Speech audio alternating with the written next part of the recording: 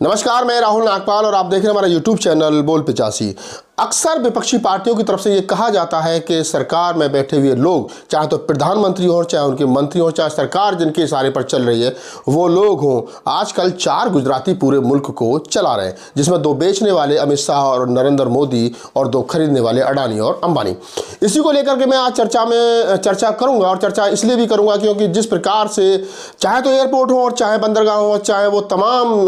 सरकारी संस्थान हो जिनको बेचा जा रहा है, और उनको कहीं ना कहीं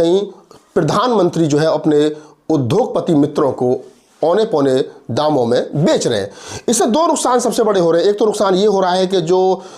SC, ST, OBC और माइनॉरिटी समाज के लोग वहाँ पर नौकरी कर रहे थे, या अन्य गरीब समाज के लोग जो वहाँ नौकरी कर रहे थे, वो बेरोजगार हो रहे हैं। और दूसरी तरफ कहीं ना कहीं सरकार जो है वो अपने उद्योगपति मित्रों को उन संसाधनों को बेच करके कहीं ना कहीं एक तरीके से इस देश के अंदर प्राइवेटीकरण जो है वो कर रही है। जिससे, क्योंकि जब कंपनी बिक जाती है, जब सरकारी संस्थान बिक जाता है, तो उसमें कहीं भी और किसी भी प्रकार से ना तो आरक्षण होता है और ना ही किसी समाज का उससे भला होता है। जिसकी कंपनी होती है, जिस लाला की कंपनी होती है, लाला जी अपना सरनेम देख करके उसमें लोगों को रखते हैं। एक समय था जब इंदिरा गांधी ने प्राइवेट कंपनियों को सरकारी बनाया था, बैंकों का निजीकरण, राष्ट्रीयकरण किया गया था, और तमाम संस्थानों के नाम लिए जा सकते हैं जिनको राष्ट्रीयकरण किया गया था, राष्ट्र की संपत्ति बनाया गया था। आज उन तमाम संस्थानों को बेच करके उनका निजीकरण किया जा रहा है, और उससे सबसे ज़्यादा जो नुकसान हो रहा है वो नुकसान हो रहा है इस देश के आरक्षण लाभी लोगों को, जिनको आरक्षण के बल पर सरकारी नौकरियों में जगह मिली थी। सोचिए, अगर इस देश के अंदर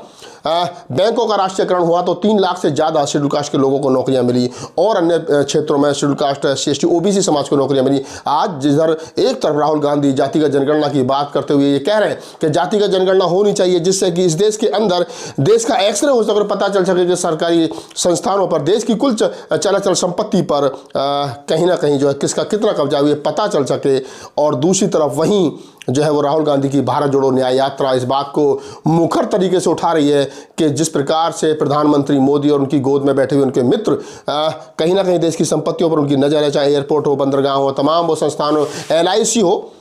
MSME का मैं जिक्र कर देता हूँ, और वो इसलिए भी कर देता हूँ ताकि आपको ये पता चल सके कि MSME जो है वो एक छोटे उद्योगों को बढ़ावा देने वाला वो संस्थान, और छोटे उद्योग करने वाले वो लोग जिनको लगभग अगर एक आंकड़े के अनुसार कहा जाए तो 33,000 उद्योग जो है वो कहीं ना कहीं पिछले 10 सालों में मोदी जी के आशीर्वाद से खत्म हो चुके। तो अब ये देश के सामने सवाल है कि राहुल गांधी जिस प्रकार से भारत जोड़ो न्याय यात्रा मुल्क भर में निकाल रहे हैं, और उसमें एक मुद्दा जो है वो लघु उद्योगों को लेकर के, और इस वीडियो को मैं इसलिए बना रहा हूँ क्योंकि अगर बड़े उद्योगपति आएंगे तो कहीं ना कहीं छोटे उद्योगपति या छोटे लघु उद्योग करने वाले, जिनमें 4-4, 6-6, 10-10 लोग काम करते हैं, वो कट जाएंगे, वो घट जाएंगे, वो मिट जाएंगे। और अगर आपको लगता है कि ये गलत है तो आपको सरकार के इस गलत नीति का मुखर होकर के बोलना चाहिए, और राहुल गांधी की भारत जोड़ो न्याय यात्रा का आपको समर्थन करना चाहिए। राहुल गांधी भारत जोड़ो यात्रा जिस प्रकार से मुल्क भर में निकाल रहे हैं, भारत जोड़ो न्याय यात्रा जिस प्रकार से मुल्क भर में निकाल रहे हैं, जहाँ सत्ता में बैठी हुई पार्टी NDA गठबंधन जो है वो कहीं ना कहीं 2024 में सरकार बनाने के लिए जोड़ तोड़ की